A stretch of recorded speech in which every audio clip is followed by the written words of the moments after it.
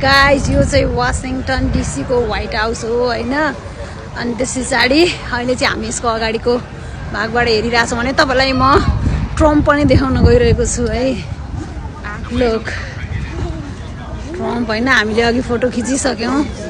हजुरहरु पनि फोटो खिच्न चाहनुहुन्छ भने यहाँ आउनु होला हैन।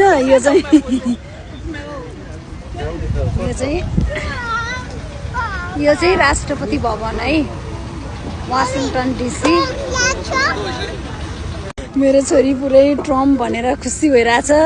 ट्रम्प अङ्कलको हाउस हो। नानी मुख नहाला।